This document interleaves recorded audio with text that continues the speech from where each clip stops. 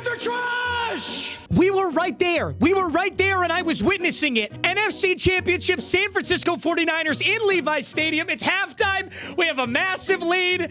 We were right there! And we would have beat that Chiefs team in the Super Bowl, and it would have been a cakewalk. Ben Johnson would have massacred them. Next season, Aiden Hutchinson goes down. The season after that, Ben Johnson's in Chicago. Aaron Glenn's in New York Jets. And Dan Campbell keeps going for it on fourth when we're 0 for 100. We just lost to Max Brosmer. Max Brosmer. Max Brosmer should be working at JC fucking Petty, and he just beat us with 6 passing yards. I'm okay. It's fine, guys. It's okay. It doesn't matter. It really does. It doesn't matter. I don't even care. My whole life we were dog shit, and we're back. We're back. Okay. Oh, it's not Christmas anymore, buddy. I don't gotta be jolly and shit. I'm gonna settle down. No, we're not starting with that. No, we're not starting with the Lions memes because I'm gonna be pissed. Jared Goff without 30 seconds in the pocket, and Ben Johnson in his ear telling him where to go with the ball every play. We've got Drewski running the football. Why is he telling the truth? It's crazy how the Christmas slate in the preseason looked insane, but when we got to it, it was one of the worst slates we got. That's actually so true. These games were horrible, but in hindsight, you'd be like, Broncos, Chiefs, banger. In reality, worthless games. Lions against Max Brosmer and 9-0-2. Shut up, Bijan Robinson lover. Eliminated by Max Brosmer. Bro, fuck you. Guys, you want your stupid comments read so bad. Fuck you, bro. will never live to see a Lions Super Bowl. We're going next year. We're gonna be in the Super Bowl next year. I hope I live another year. If I live another year, I'll make it. Top 10 worst NFL performance I think I've ever witnessed. Yeah, it was horrible.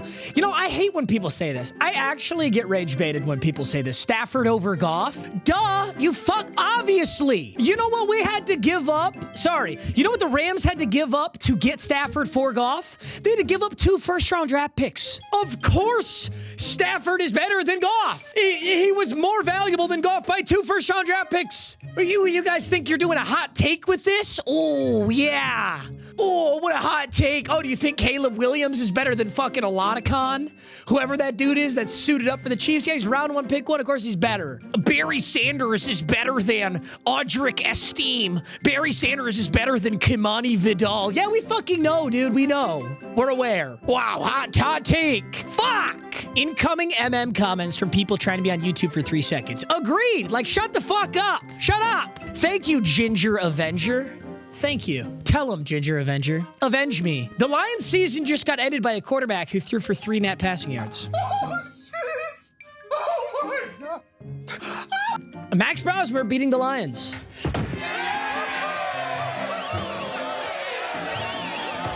The wins are not a QB stat. Dan Campbell's coaching career with Ben Johnson and without Ben Johnson. You know, I have always said this, actually, unfortunately. I'm never going to give up on my Lions. I think we're going to the Super Bowl next year. But I've always said this. Dan Campbell is like a puppet, kind of. I don't mean that in a rude way at all. But he's not the, like, offensive genius that Ben Johnson was. He's not a defensive genius either. He's an amazing head coach. And it's okay to just be an amazing head coach. But without the amazing offensive and defensive coordinator, we're simply a talented team that can't win games. You know what I mean? We're not suffering from lack of talent. We have one of the most talented rosters in the NFL, and we can't make the playoffs. That's crazy. There were some injuries in the secondary, but by and large, we had all of our best players the entire year. Jahmyr Gibbs, Jameson Williams, Amon-Ra St. Brown, Jared Goff, depending on how you feel about Jared Goff, especially after this game. Aiden Hutchinson played the whole season. Dan Campbell and Ben Johnson never existed. Point in adding the right talent without the right leadership. We're more than servers. Feel the energy. Of course, you never should have done it, Dan. You just never should have done it, Dan. I don't care if they gave you $1 million. I don't care if it was $1 million for this one Applebee's commercial. Was it worth a lifetime of memes? I don't think so. through your veins. Which is why Applebee's brought in Coach Dan Campbell to take the coveted role of assistant shift manager. Do you remember when Bryce Young did the Raising Cane's meme? We haven't seen that one in a long time.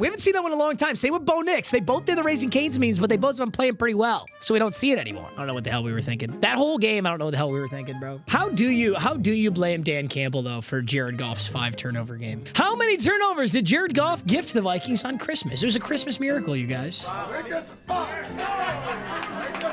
I do think that's a 5, too.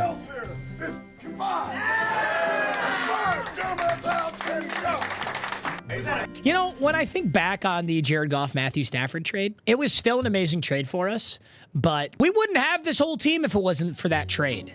But you know what this team needs? It needs Matthew Stafford. Since, like, we never get Gibbs, we never get Laporta, we don't get half this roster without making a huge trade, but what it gave us was Jared Goff, who's really good, but he's not Matthew Stafford, who just swept the Lions with 9 and Max Brosmer as their QBs. Minnesota! It's actually so embarrassing. These should have been the two. Our schedule is very difficult. These should have been the 2 easiest games on our schedule. A JJ McCarthy Vikings team and fucking Max Brosmer should have been guaranteed wins. Chris Jones pregame. Avoid penalties, play disciplined. Chasing that #1 seed. Oh, no. What do you all need to do to play spoiler? Oh, We no. got to play fundamentally sound, eliminate the penalties first and foremost, and play disciplined football. We've been having a lot of penalties these last few games. We can Here we eliminate go. those, not beat ourselves, and then we can compete with Denver. Here we go. Hours later. Brutal. Brutal, brutal, brutal, brutal, brutal, brutal, brutal. Isn't this so weird? Isn't this what everyone used to, like, this is what would happen for the Chiefs, not to the Chiefs? By the way, if we're being real, Denver is so fraudulent. This is the most fraudulent 13-3 team ever. Denver, they just can't. Denver struggles to beat bad teams. That is not a recipe for playoff success. Am I a hater? Yes. But I just can't see Denver doing it, man. Why are you struggling with the Jordan Olaticon Chiefs? What is that guy's name? Chris Olaticon. Does he have a brother? He's got to have a brother. Wait a minute. This guy's got a brother, right? Why are you struggling against this guy in the Chiefs? You're supposed to be like one of the best teams in the league. Chris Jones with the game on the line. A couple of big boys, and that's going to get the Tigers a first down as one of those big guys I was just about to talk about. What the fuck? And then he just got smacked Yo, what is this? by his linebacker. What are we doing? Chris Jones the entire season. You know when it was all downhill for Chris Jones? It was all downhill for Chris Jones after that Jaguars game. I mean, who can forget this play, bro? Who can forget this play? You guys remember this? This was a crucial 2-point conversion for the Jaguars to win the game or to tie it up. Whatever, if the Jaguars don't get this, they lose. I know that much. So Trevor Lawrence literally trips on air. Like literally trips on air. And here's Chris Jones. Sorry, this is not the most high-resolution video of all time, but here's Chris Jones right here, red cleats, right? Literally just standing there. It's all been downhill ever since. This could be Travis Kelce's last home game of his career. Oh, man. Oh, man. Being in a dogfight with the Chiefs practice squad that came down to the wire. It's kind of what I was saying, bro. What I was saying. How the Cowboys feel after missing the playoffs again, but they beat the 4-tough Commanders in a meaningless game on Christmas. Listen, it's not about winning. When you're a poverty program and you beat a team when you're already eliminated, it is the Super Bowl. It's the toilet bowl. You gotta, even if we were never gonna go to the Super Bowl, I just want to be the Vikings. Like, why the fuck did we lose to Max fucking Brosmer, bro? Like, I don't care if we go to the playoffs at that point. Javonte Williams, that man has a family. Why has Javonte Williams been so good? I think he needs to be drug tested. Javonte, holy shit. Dude, Javonte Williams literally... Okay, also, though, we got to talk about this. What was the plan here on this tackle? Sorry. Javonte Williams is what I was going to say. Javonte Williams did not look very good in his last couple years with Denver. Like, does anyone else feel that way? He looked incredibly mediocre. Looked like he totally lost a step. He came out with the juice this season. What was the idea here? There's nobody. I mean, it's just Javonte Williams and Zero. Zero's already on his back foot here. What's the plan? Look at this. Flat-footed, moving laterally, and he is freight train downhill. What was the plan? Shoulder down and trucks a man. I genuinely don't know what was going on right there, but you gotta love it. Deebo Samuelson, his helmet flying off. Deebo Samuel. No longer chubby Deebo. Samuel getting physical. What do they have to say? Remember when they said Deebo? Hey, shout out to the defender for staying in it after losing his helmet. What did they say about Deebo? What did we all say about Deebo? Remember the fat AI Deebo memes? Remember Deebo at McDonald's eating a Big Mac memes? Remember Deebo was washed on the Niners because he was so fat? Why is he so good in Washington, man? Hello. Dak Prescott when targeting CeeDee Lamb. There are literally so many quarterbacks in the league that are worse than J.J. McCarthy. And J.J. McCarthy still always gets the fucking meme. Dak Prescott playing like ass despite having 300 yards, 2 touchdowns, and 0 interceptions. Both. How can it be both? It can't. It can't. But it It is. is. It's paradoxical, and yet it works. That's the Dak Prescott theorem, bro.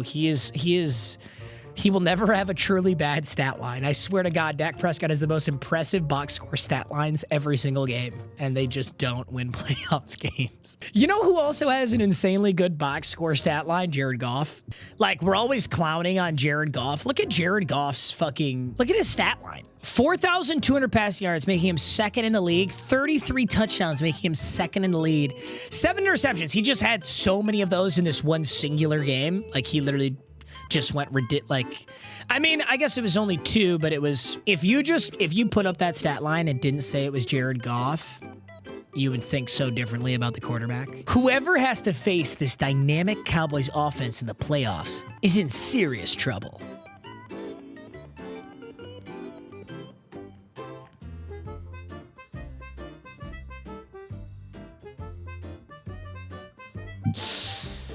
Yikes. Yikes. The NFL cooking up the worst Christmas game slate I've ever seen. I watched every second. Jesse, we need to miss the playoffs and lose to fucking Max Prosper, Jesse. When I poisoned the milk to catch Santa and find my dad lying on the kitchen floor, Santa killed my dad. This is a banger. This is a yearly banger. I'll never, ever, ever forget this meme. Dad! Juju fell over. No, Dad, no! DK Metcalf returning your gift after you put his full name on the tag. Oh, boy. Oh, boy! Bop. And then he's gonna tell you that you wrote the N-word on there. You guys see that whole story? DK Metcalf or somebody in his camp claimed that the Detroit Lions fan called him the N-word, and then there's a POV video where they clearly did not. That's the get out of jail free card in the NFL. You just say the guy called you an N-word. Tyrann Mathieu did that to Tom Brady. Myles Garrett did it to Mason Rudolph. DK Metcalf does it to a Lions fan, but unfortunately for Matthew and DK, there was video evidence to disprove it. Like the Tom Brady one, Brady was mic'd up. Like literally mic'd up. So. Santa and his top elf making sure kids in poor areas get proportionally cheaper.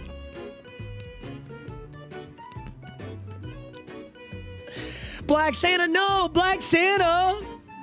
Black Santa, why aren't you going to the hood? Santa, oh my goodness, it's so foggy out tonight. I don't know if I can deliver all these presents. Rudolph with his nose.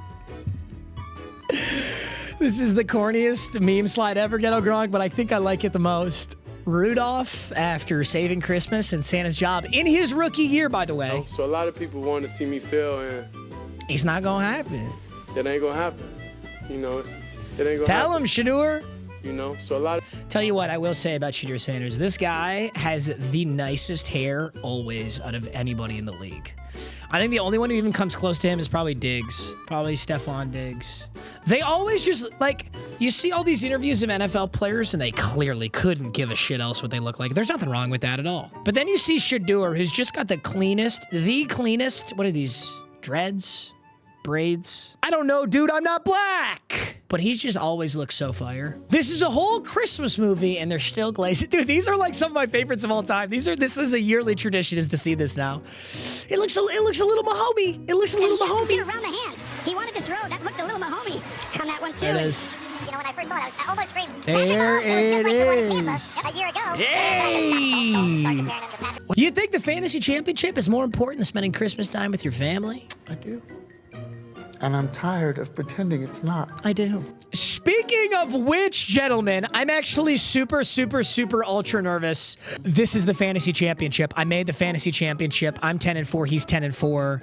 I had Broncos defense for 5 points. He had Lions defense for 7. I can't believe Broncos defense against fucking Chris Oladikan didn't get more than 5 points. I was so frustrated by that. But Brandon Aubrey got me 16. I made a huge mistake, though, which I don't think was a mistake, but it was a mistake.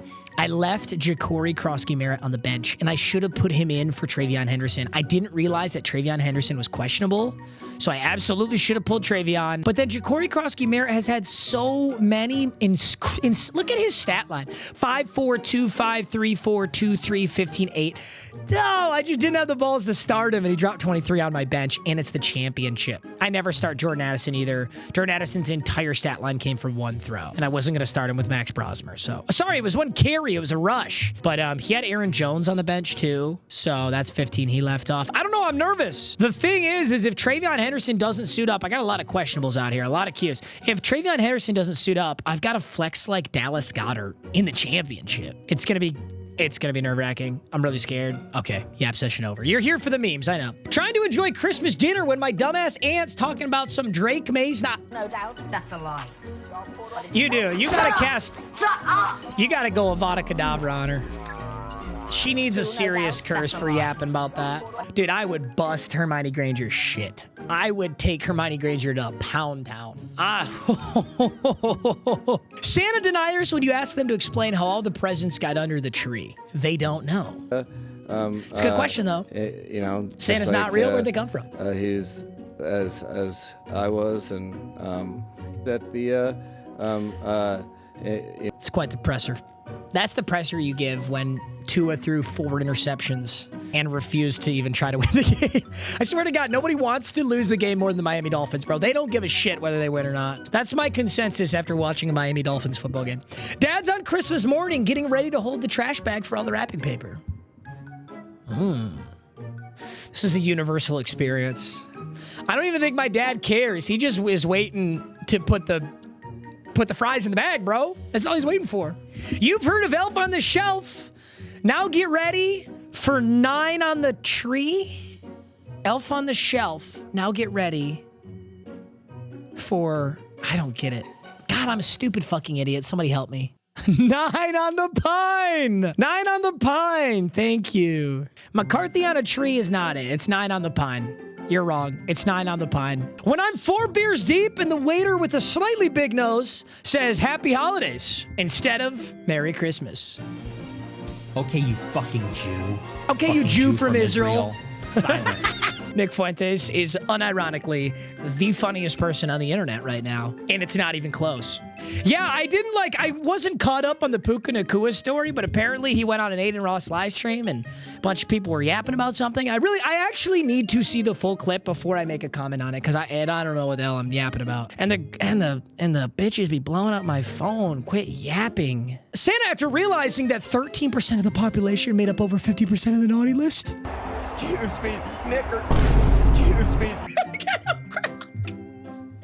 Ghetto Gronk! Ghetto Gronk! That's the forbidden stat. We're not supposed to say the forbidden stat, Ghetto Gronk. Oh my God. What's the third slide gonna be? This was the second to last, this was the third to last, this was the second to last. What's the last slide gonna be? Santa in 1865 when he found out he had to Ghetto Gronk! You're out your damn mind! Oh my God. That's crazy. Nick Fuentes voiceover into Tom Brady saying the N-word with this into a slavery joke. We are just, it's the Wild West. Guys, we're so back, actually. We're so fucking back. Remember the 2014 internet? Probably a lot of you don't, actually, but that was the Wild West. 2020 hit. We all had to be good little boys. It's 2025. We do whatever the fuck we want again. Oh my God, this is awesome. Holy shit, dude. I'll never forget 2020. 2020 when COVID was like very serious and everything was getting shut down. I tweeted something out that was just so insensitive to COVID. I tweeted out something horrible. I'm trying to remember what it was. I was like, oh God, I don't remember what I said. I think I said, if you died from COVID, you're such a bitch or something like that. Dude, every single person that I work with, like all my management and my agents and everybody, all the sponsors, everybody, they were like, take that tweet down right fucking now. And I was a good little boy, and I took it down. And now we're so back. And now Ghetto Grunt can freely post this. Like, we're so back. Okay, let's see if we can find the context on this Puka Nacua shit. Why don't we just start here? DK Metcalf just crashed out and punched a linesman. Did I already? I don't think I did this yet. Which is crazy. So here's the backstory, by the way. This guy is a notorious DK Metcalf heckler. DK Metcalf and this guy have had prior engagements. When there was a Seahawks-Lions game a year ago or a couple years ago, this exact same guy was at the game heckling DK. I've talked about this in a different video, but I 100% think if you're like a lifetime heckler and you're constantly talking shit to a player, you should get punched in the face. I don't think DK should get in trouble for this. That's clearly an unpopular opinion. It goes against the NFL rules. Whatever. What's even crazier, though, is DK's camp and the people close to him claimed that this guy said the N-word, and that's why DK's actions were justified. That's the get-out-of-jail-free card. Except there's a video from this guy's camera angle where he clearly does not. All he does, actually, is call DK by his government name, which is like Decalin Zakar. Something crazy. I don't know what it is. But it completely disproved this theory. It's kind of like, oh, well, if someone says the N-word, because that's so bad, then maybe you should get punched in the face. Except it never happened. So the get out of jail free card's kind of whack, and DK, you know, is going to get suspended now for just crashing out on a guy, basically. Steelers fans, let's go score here. DK Metcalf to a fan in the stands. Tough. Jake Paul got his shit rocked by Anthony Joshua. By the way, though, I mean, everyone's always talking shit to Jake Paul about not fighting a real fighter. Anthony Joshua not only is a real fighter, but Anthony Joshua's a lot bigger than Jake Paul. I don't think Jake ever really stood a chance here, so respect to him. Respect for fighting a real boxer, I guess, but this was never really going to be close. I wouldn't fucking do that. I wouldn't get in the ring with somebody 30 pounds heavier than me. Aaron Rodgers, man, I love ayahuasca. I hope we finish above 500. DK Metcalf. Everyone's trying to win, going to the playoffs. We're just fighting. We're just beefing. CTE taking over a wide receiver's brain as soon as they join the Steelers. Dude, the Steelers rap sheet is genuinely crazy.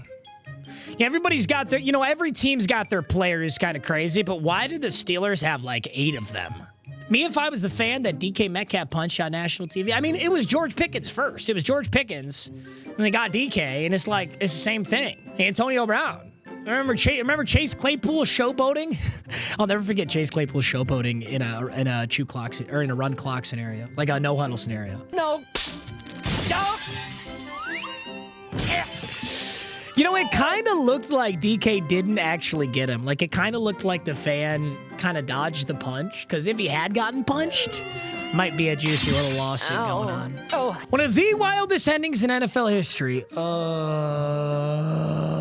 Don't fucking show me this. Season in the balance.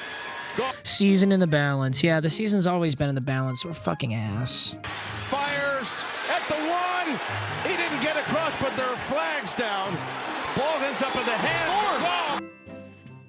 It's literally, this is what you call insult to injury. We score on this miracle lateral, which doesn't count because we got OPI.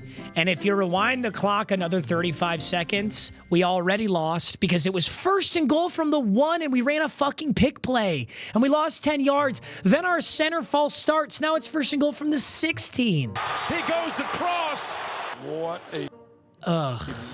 Listening to this, by the way, it's really funny listening to this because the refs announce it in such a way that the audience doesn't understand what's going on. So they call it a touchdown and then report that the game's over, and you hear the crowd pop as if we won because nobody understood what the ref was saying here. Listen to the crowd. So what the referee is saying is, hey, the game's over, Pittsburgh won, but they don't say it like that. Listen to the crowd pop. Ruling on the field is a touchdown, however... Gigantic crowd pop, right? Pass interference, number 14 on the offense. By rule, that penalty is not enforced, and there is no replay. The game is over. Wow. There is no touch. Hear the crowd pop? Hear the crowd pop as if everybody thinks we just won? This referee just panicked. He didn't say this correctly at all. What he should have said is that it was ruled a touchdown. However, the offensive pass interference occurred first. Therefore, there is no touchdown, and the game is over. The Pittsburgh Steelers win. It was literally insult to injury. It was like, hey, by the way, you scored, but it didn't matter at all. So I don't even know why we told you. Get fucked, you lost. That's what this was. Whoa! You know, the players are still standing on the field. It's a weak-ass OPI call. Lions players. It's a weak-ass OPI call, but here's the other thing, though. Big board. If watching the replay over and over. That's just really physical football. Again. If everyone was still actively playing, there's no way Jared Goff gets that poverty touchdown. I'm not mad about it. We played like shit this game. First and goal from 1, run the fucking ball. Why are we running a fancy ass pick play and risking that penalty when we could just run the fucking ball? It's a yard. Oh, I'm so pissed this year, man. The refs when the Lions were about to beat the Steelers. Nah, I won't even say that, to be honest. We're so stupid. It's first and goal for the 1. Don't run a fucking pick play. Oh my God. Why are we getting fancy? You're going Pete Carroll on him, bro. You're trying to get fancy and run all these cheeky little pass plays down there. It's a yard. If you can't get a yard, you don't deserve to win. Dan Campbell trying to make the playoffs without Ben Johnson. Adding the now right I'm all talent pissed off again. without the right leadership. Now I'm all pissed We're off more again. than servers. Fill the Mike Tomlin, whenever it's time to clinch a non-losing season. Hey, you know this Steelers team is not going deep in the playoffs. You know it. We know it. We all know it. It's not happening. Bo Nix, when his defense doesn't get 15 sacks and hold the opponents to -3 points. That's what I've been saying all season long. Bo Nix had 2 wide open options and threw it directly to a Jaguars player. On 4th and 2. Uh-oh. Where does he go with it? Sideline intercepted. That's an insanely bad read. I'll give it to you. Jones But you know what? Jaguars probably winning this game anyway, man. Jaguars just look so good. Jaguars are killing it. Trevor Lawrence got his... What do you mean by that? What do you mean by that? That's a penalty, right? After the whistle? Yeah, that's got to be a penalty. That's got to be an unnecessary roughness, right? Baker Mayfield with the division on the line. Myles Garrett was awarded a half sack despite never touching Josh Allen until after the play, putting him 1 sack away from breaking the single season record. So he was awarded a half sack for this? Let me see. Let's see who touches him. He fell down and he was second. Do you ever wonder that?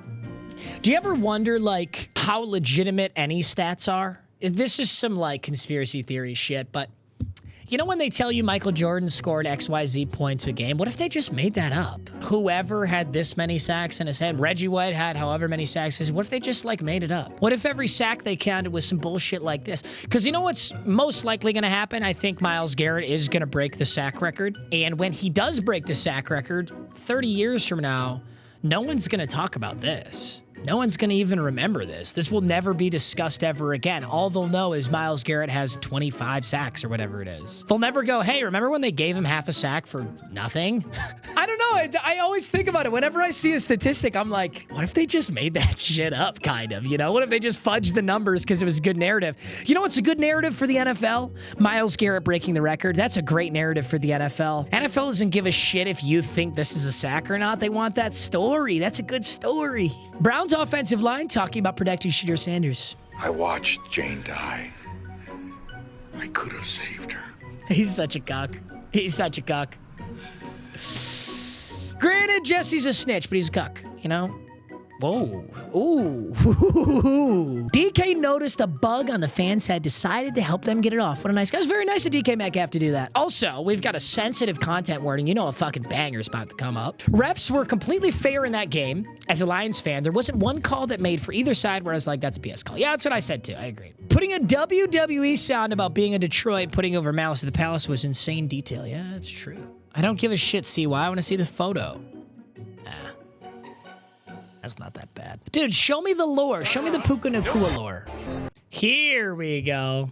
Detective found it. I want to know the lore. Prior to Rams Seahawks on Thursday Night Football, Puka Nacua appeared on an Aiden Ross live stream where he was taught how to do an anti-Semitic touchdown dance. Wait, so Aiden Ross was going to teach him an anti-Semitic touchdown dance? Isn't Aiden Ross a Jew? He is Jewish. Cool. That's kind of funny. I need a black guy to teach me a racist touchdown dance. You're going to do for your touchdown celebration. So do what you normally do. You throw it down and you flex like Nick Diaz. Then go like this. So do it. Throw the ball, spin it, flex, then look and go like this. Right. Yes! Yes! It's like a bow, yes, just like this. Wait, how the fuck is that anti-Semitic? Wait a minute. Isn't that just like a Jew rubbing their hands together because they're gonna make some money? Isn't that what that is? Oh no, your stereotype is that you're rich? No. It's like when you say it's racist to say an Asian is like really successful and good at math and very smart. No, your stereotype is that you're gonna be rich? No. Wait, how is that I actually don't know. That's so fucking funny. Spin, flex.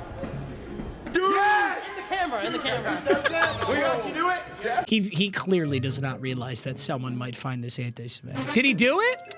Puka Nacua arriving to the stadium before Thursday Night Football.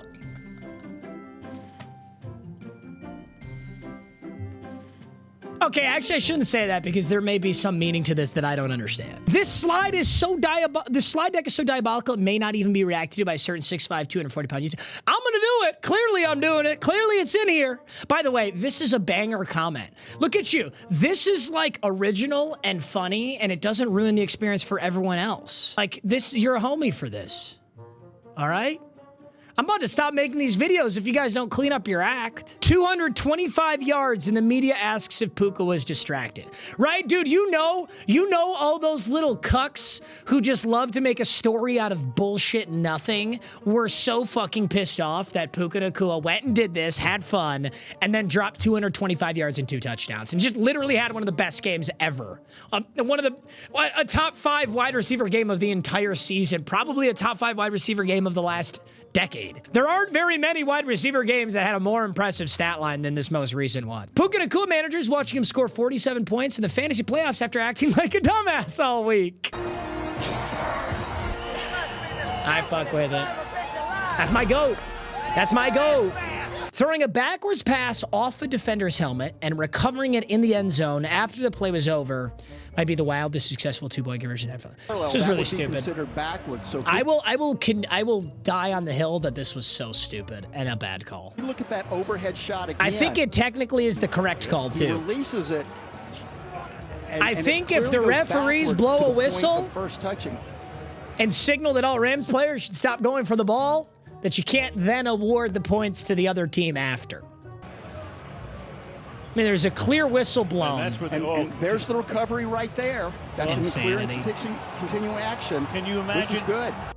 Once again, I don't give a shit who won this game, but that's just baloney. Zach Charbonnet randomly picking up a dead ball lying on the ground.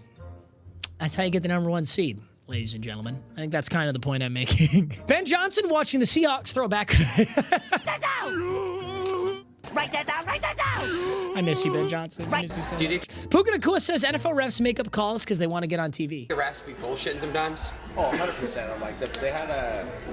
Yes, the refs are the worst because they're just some of the rules aren't. Then like, these guys want to be. These guys are lawyers and like, brother, they want to be on TV too, bro. Like the game.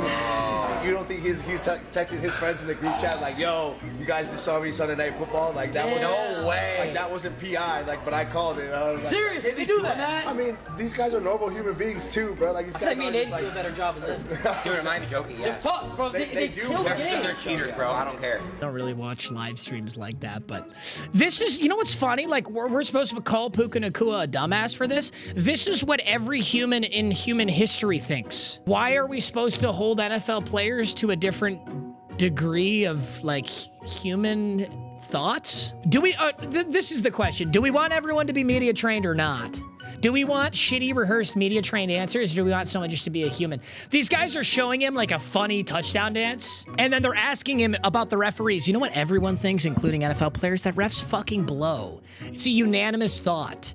There's very few people out there at all who don't think this.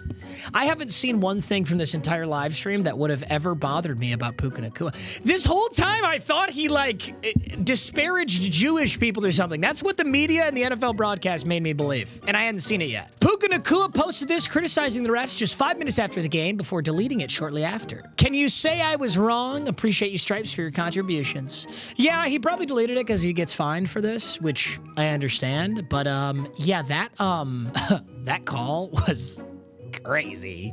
Crazy. Puka Nacua criticizing the ref after the Rams choke. Okay, you fucking Jew. Okay, Jew fucking from Israel. Jew from Israel. I love that clip. Silence. I still need context on why this is anti-Semitic. I need to find a comment that, like, explains it to me. Here we go. How is rubbing your hands together an anti-Semitic dance? I would love for a Jew to explain it. It would be impossible not to laugh. Jews are perpetual professional victims for no reason at all.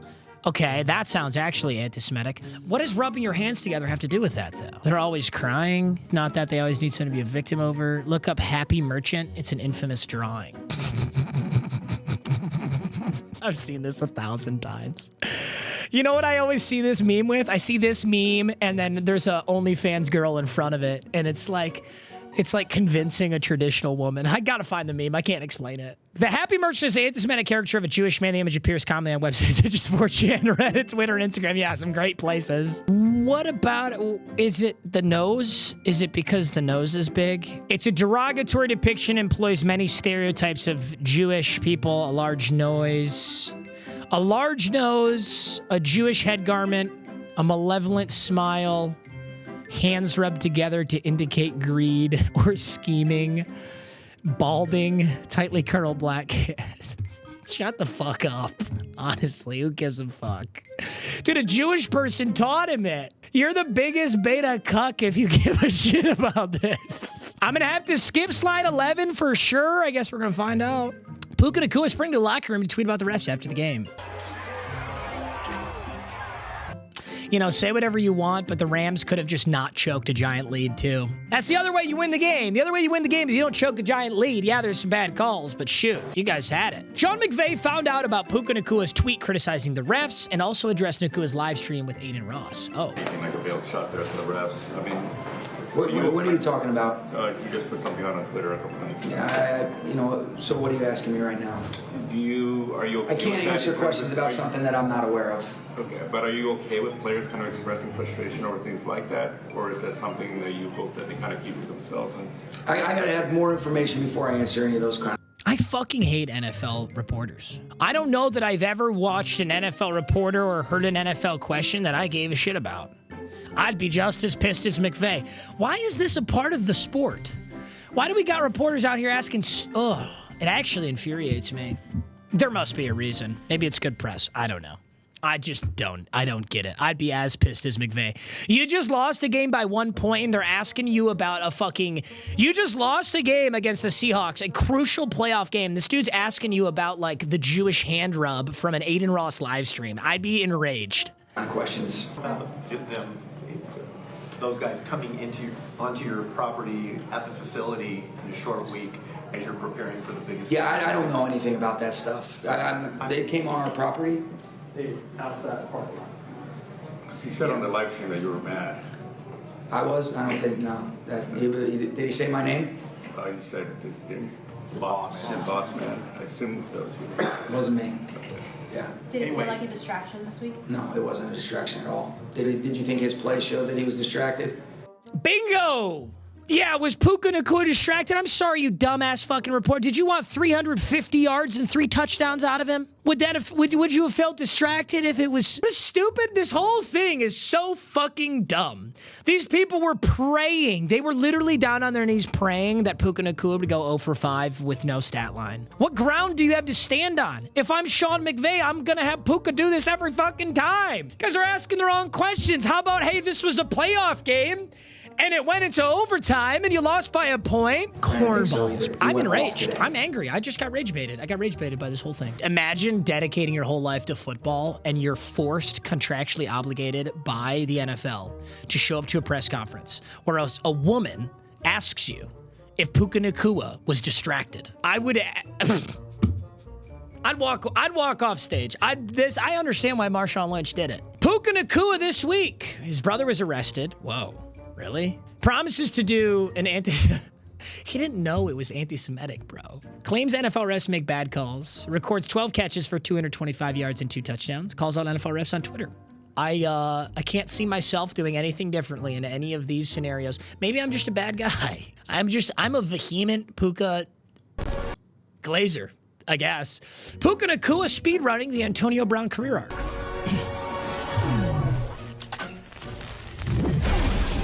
You know, I I think if it ends up like Antonio Brown, we'll all look back and I can laugh at myself, but I just don't see it happening. Seahawks win and take control of the #1 seed. Warner in motion. This is what I mean. It's like, yeah, that one call and a couple different calls are really bad, but it's like, this is where the game's on the line. This is where you got to show up if you're the Rams. Oh, pass is intercepted at the goal line. If I send you this, it means I'm going to finally deliver in a big moment. You know, that's always been the critique of Sam Darnold, by the way. The critique of Sam Darnold has always been that he can't win big games. He just won like the biggest. This was the biggest game of the regular season. There's no question. These are the two best teams in the NFL. One fluke quarter from Sam Darnold is making Seahawks fans believe in him when he's just going to choke in the playoffs again. No, I can't laugh yet. I've got to hold it in. I've got to hold it in. I'm gonna die. Israel to Seahawks fans after rigging Thursday Night Football for Puka Nacua to lose. What can I say except you're welcome?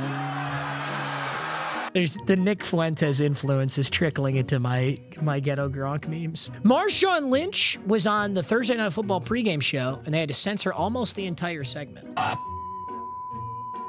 And I had him being a sucker about it. He stepped up to the plate. Let me ask you, were you a rivalry guy? You got a rivalry game memory? You said a rivalry or a robbery? Yeah, I was coming skeezy, son. Tell him. I had skeezy for sure. I dropped ski for sure. Here's all I'm gonna say here. You know how there's always that joke clip that's floating around that Marshawn Lynch like drank alcohol before every game? All of us right now, we all got our, you feel me though? You don't blow, you rather took the CBD type. But I want some dope.